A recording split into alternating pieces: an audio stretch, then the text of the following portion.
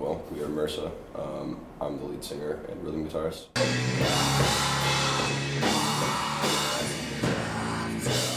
I'm Zach Rodriguez. I play bass and do backup vocals in MRSA.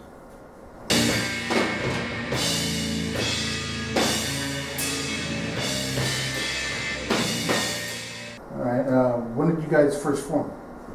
I think the year was 2012, 3 years ago, during the summer. I was in this group with my good friend Noah at the School of Rock, and he had been wanting to start a band for a while now, and he had all these ideas, all these riffs, and basically kind of asked me and our other guitar player Travis to kind of join in on the action. It all went from there.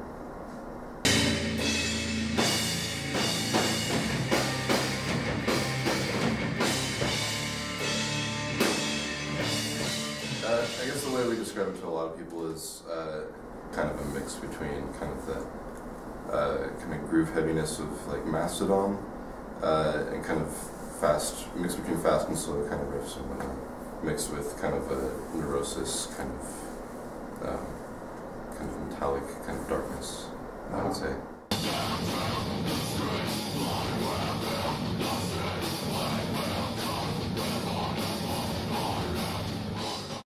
My favorite composer, musician of all time is Frank Zappa, hands down. So I'm definitely inspired by his ability to kind of not be so serious, and at the same time kind of make this very like respected kind of musical output for himself.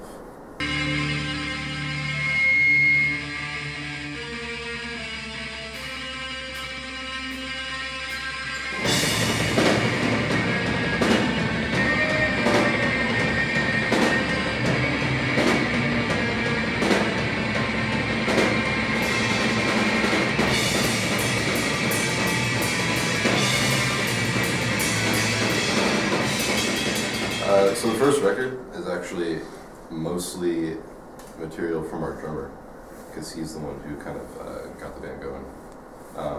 And we thought, you know, we like this music enough, we should try to get it on the record. And so, you know, we decided to save up and go into Haywire Studios with Fester and just get it all out there, just mainly for our own enjoyment. I mean, we were happy if other people listened to it too, of course, but that was kind of the motivation behind it, I would say.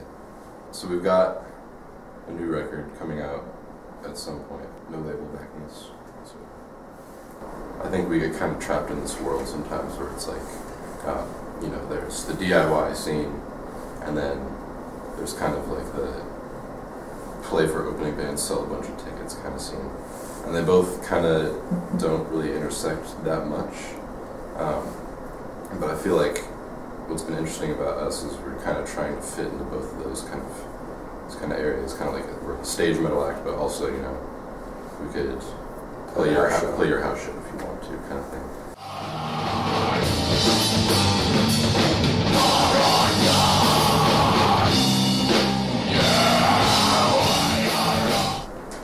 In the end, what we just want to do is just give people some heavy music to enjoy, and you know, hopefully they hear our music and think, wow, I really like that, you know.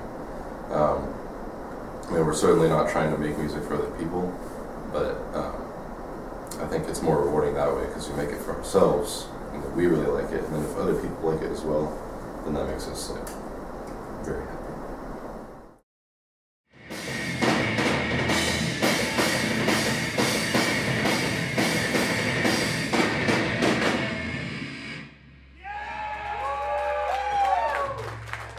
Thank you guys. Again, we are MRSA. Check us out online. Come talk to us after the show. We'd love to chat. Have a great fucking night.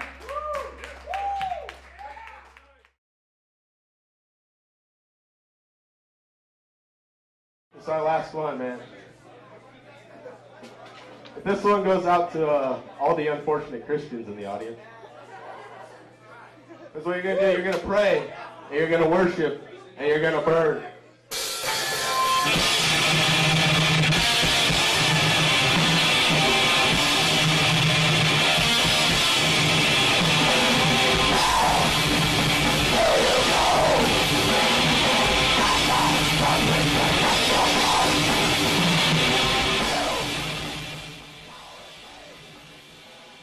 do you play?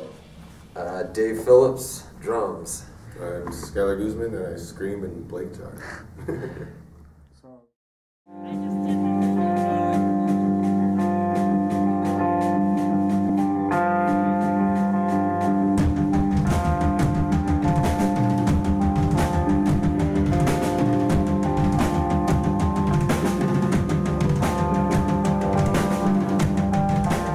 I started the band probably about like 2007 on my own, and then once I moved out here to Portland, I had the band going for a few years, but I didn't have anybody to play with, so I put out a Craigslist ad. Dave, I went and saw Dave, and I watched him play. He responded to the ad, and I watched him play, and I was like, dang, this dude is loud. So Yeah, I was like, I want you to play in my band. So. Yeah, the ad just said hard-hitting drummer, and I was like, well, I was in this other band called Eulogy, and I was just like, come check us out, you know. And then and then I got fired from Eulogy, and then joined Sarcologos, man, and 4 almost 5 years going strong. Well, we like to go fast. We like to go slow. We like to get heavy, and we like to get, calm. It's all over the map. It's like a roller coaster. Is the best way. Yeah, we've heard it described. We don't apply any rules to what we do. You know, we just we play whatever we think sounds good, and if people like it, they do. If they do, awesome. If they don't, we play what we like to play. But most, we get a good reaction. Played a lot of awesome shows. I don't know. It's the feeling when you're on stage, man. There's nothing fucking like it. I've used this term before, man. It's the funnest shit you could do with your clothes on. that's right. Yeah, it's just there's nothing like the exhilaration of just playing loud, having the adrenaline, and then hearing the crowd fucking, give you all that energy back. It's what we live for.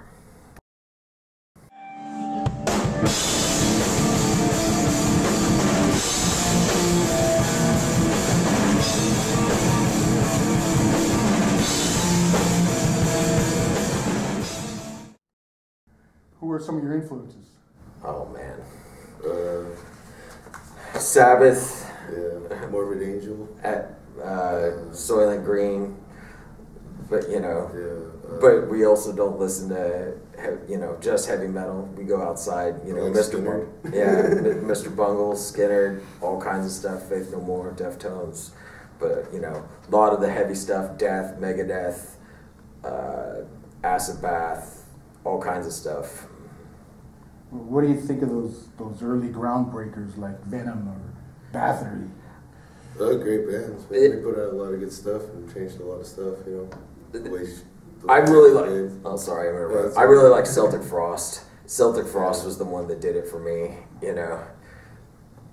Recently, we've been having kind of more like spontaneous, just let's jam and see what happens, and that usually turns out good. Yeah, because you get kind of more of a live feeling to the music, and it's not just that though. There's no specific source on where we get it from. Sometimes he'll be just writing riffs and he'll record them all and then he'll send them to me and I'll just put drums to it.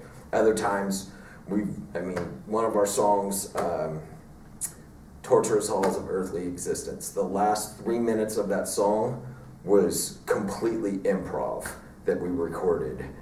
And we recorded just a jam. Yeah, we just started jamming, and then it ended up being the whole one half of the song. Yeah. So it was just like it could come from there, or it can come from just sitting down writing riffs. A lot of the time, as of late, a lot of the riffs have come back. Just we're just sitting drinking, and he's playing the guitar, and I'd be like, he'd be playing a riff, and I'm just like, dude, what is that? And he's just like, oh, I'm just fucking around. And You know, I'm just like, no, I like that, dude. You should break out your phone, record that, you know, Yeah. and you know, and then just have a boneyard full of riffs, and then eventually we just come back and put them in Piece it songs. together. Yeah, so it really, there's no rhyme or reason, you know. I'd like to have a formula. It'd probably make it a lot easier. It's kind of inspiration strikes, you know, sometimes. That's what I want. I have no expectations from the crowd except for I just want them to have a good time, and you know. Yeah. And I've heard so many different things from, I just so many different things to the way people have described our music, and you know, most of it's been positive. Most questionable thing is, well, why don't you guys have a bass player? You know, but you know, Are you looking for one, or? We have in the past, but we just have to travel so much, and it's hard to find somebody, you know, who can do that. It's a lot easier with just two dudes to just jump in the van and hit the road, you know, like we can take days off of work, you know, like we don't have to coordinate with like 3 other people, you know. So it's benefited us in ways, but you know, we get complaints from bass players. Like what? They're just like, why don't you guys have a bass player? yeah, you know, why don't you know, you could really, like, You guys could really use a bass I don't player. even know how many bass players have come up to us and be just like, hey, dude, let's freaking jam, you know, blah, blah, blah, blah, blah, blah. And it's just like, you know, we'd like to give it that opportunity, but it's just like, I think if we ever add a third member, whether it's a bass player or a guitar player, it's going to be because they, not necessarily talent. I mean, obviously you have to have that, but it's more just the chemistry fit. You know, it has to be the right person. You got to be able to stand the person in a van for weeks on end, you know. Yeah. You guys must be aware of the do-it-yourself ethic here in the Portland independent metal scene, right? Oh yeah. What is your take on that scene? Has it been an influence on your band, and in what way? Well, I think like it's not a necessity, really. You know, that people do it themselves. You know, it's because you don't have the help of labels that much. You know, when you're starting out, so you got to do it yourself. You know, and a lot of good bands started out that way. You know, because if you don't do it yourself, who's going to do it? You know, sometimes, you know. We've come across bands that have been signed and they've said that they made more money when they were doing it by themselves and they didn't have whatever. I mean, obviously, not making money is not the be all end all. Well, not for us at least. But you know, there's times where you know the label can be really helpful for you, but it also can hurt you as well. Yeah. You know. Because it's almost like opening a credit card. You got to pay that back. Like, yeah, if they make your records, you got to sell them so that way. But you can pay them back. You know. Yeah, I mean, I don't know. I haven't been. This band hasn't been signed, so and I've never been in a signed band, so I don't know. I've been playing music for 21 years, and it's always been DIY. So Yeah. you know, they like us around here, man. You know, we pretty much get you know, good turnouts every time we play in Portland, and you know, people just, you know, the most common thing is they can't believe how much sound we put out for 2 people. Yeah. You know, and that's pretty much the constant anywhere we've ever played. You know, we get underestimated a lot, even still in Portland. You know, with all the new people filtering in from around here. You know, people, you know, come up to us, they see 2-man band, there's like, I don't know about this. You know, and then their opinions usually change after we're done.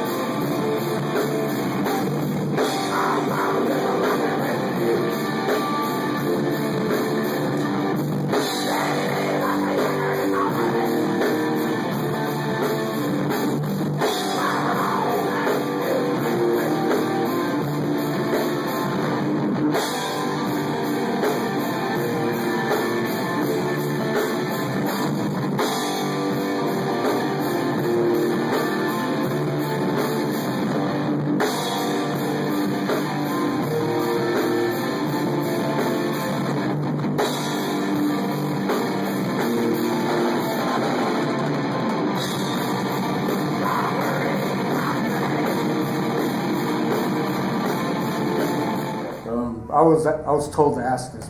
What do you think of Seattle? Seattle's been good to us. Dude, yeah, I don't know that I could ever live in Seattle, but every time we've played there, we've always had good shows. Like Seattle's always. There's a lot of great bands up there too. Yeah, we have a lot of good friends up there, and they've always treated us well. So most of your feedback has been pretty positive, right? Yeah. I mean, what would you say to those who find your music sick, repulsive, or disgusting? I mean, the controversy being that this stuff glorifies violence or causes kids to blow away their classmates and shit like that. Well, go listen to ABBA or something. Yeah, exactly. How would you answer such critics? I'd just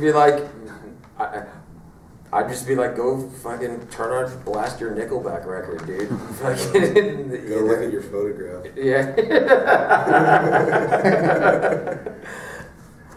So on February 26th of this year, you came out with a new EP. Yes. Echoes of Silence. Mm-hmm. This recording was like almost 3 years since your last CD, right? Yeah. Okay, tell us about that. Well, between moving around, we've moved quite a bit in the last. Is it being put out by a certain record label, or is it independent? We did it ourselves. Okay. We got DIY. paid for it with money we made on the road. Yeah. Got it printed up. I got one right here. Yeah. Got it. You know. We these songs were I wouldn't say necessarily older, but they're probably like about a year old. But it was like we have our own studio in Washington, and we buckled down and we played it all live, and I think we finally got a recording that sounds more like what we sound like live. Yeah, as opposed to when we're just at practice. Yeah, because we recorded it together at the same time. Yeah, so it was like we wanted to make it how we think we sound live. So I mean. And that's kind of hard because, the adrenaline when you play live is completely different when you're playing in a studio. But we really tried to push ourselves to get that adrenaline when we were playing,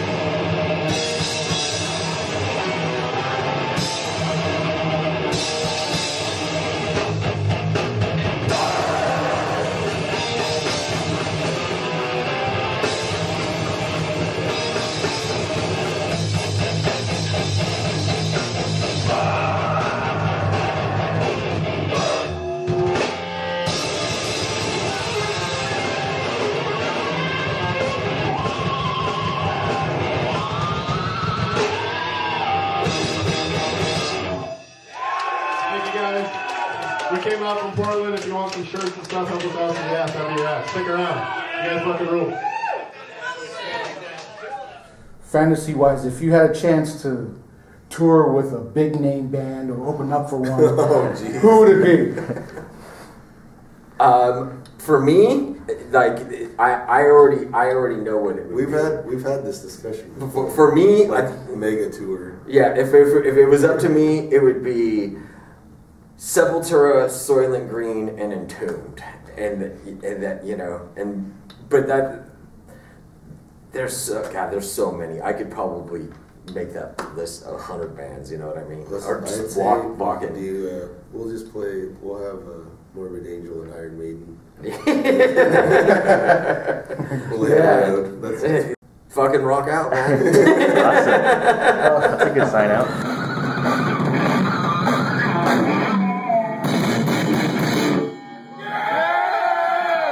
We're Sarcófagos from Portland. If you can help us out with some shirts. Alright, this next one is obscure reality.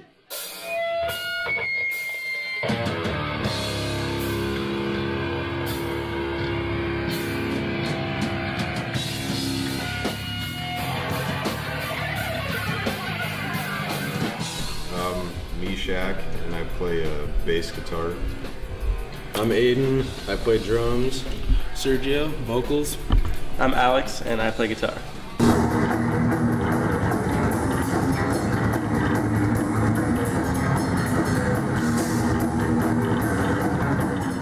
Well, the band's been going for a while.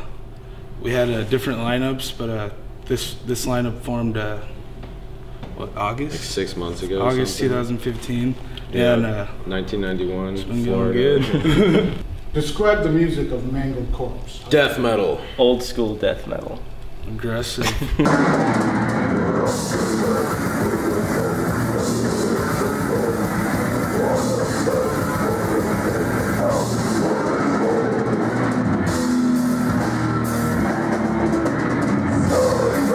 We're all pretty like obsessed with anything and everything that's heavy and like always have been. And people. Yeah, just like intense the, music. Yeah, the like ultimate outlet is old school death metal.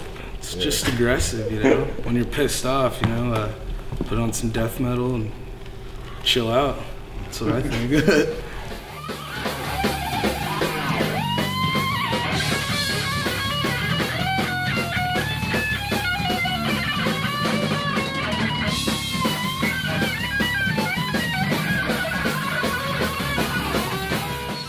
I started recording my own music when I was like 14, and I'm still using pretty much the same setup, just like a couple microphones and GarageBand, but I finally kind of gotten it down to make it actually sound like really good. So I think that I'll write a riff or like write a few riffs that kind of go together, and then like I'll play it, and then we'll start to get something going, and then you know throw around ideas, and then eventually the song just kind of comes together. I think our music's more positive and like fun loving than like most of the stuff on the radio that's just like a bunch of garbage for the most part. So I don't know. I think, you know, even though we have like, you know, like kind of evil lyrical content and like all around sound, like we're obviously all like really nice guys. What were your plans? You guys wanted to tour, right? I mean, Yeah. Eventually, yeah. Start out with a West Coast tour, like trying to like hit like, you know, I don't even know if we want to go to Seattle because like everyone in Seattle for the most part is a bunch of pussies. Every time I've gone up there, it's like I go up there and like everyone's just like, you know, like I don't know, like on heroin listening to Nirvana or something. 'Cause they're like all like, you know, like just not even like into it, and not a lot of people show up. I mean, I don't know if that's just because where the venues are that I've gone there, but we'd probably, you know, do some shows here in Oregon and then go down through California and maybe try and hit over in Vegas and then Tampa, Florida. Yeah, then Tampa. Yeah. Buffalo. As far as a lot of the all ages venues are like dying out now. Yeah. There's like Slab Town and some other ones. East End was a really awesome place. That place got caught on fire and whatnot. I don't know. I got a lot of memories there, but Slab Town was good. Slab Town was It's cool. not That's around another place that went out of business too. They did all ages shows. It's mostly bars nowadays. so what do you hope that your audiences will come away with after hearing your music or seeing your shows? I want them to feel like they just saw a death metal band in 1990 in the club in like Tampa, Florida or something like that. Yeah, I mean, because that's totally what we're trying to like emulate. I mean, that's what we, you know, all feel strongly is like was like the epitome of this style of music. So that's just we want that to continue. Got our demo out on with these guys, Rob and Dylan, and I don't know, they've been putting these out for a while now, but they release a lot of older bands and do a lot of cool interviews and stuff, and they've been like giving us like 100% support with our demo and just, you know, getting us out there. So.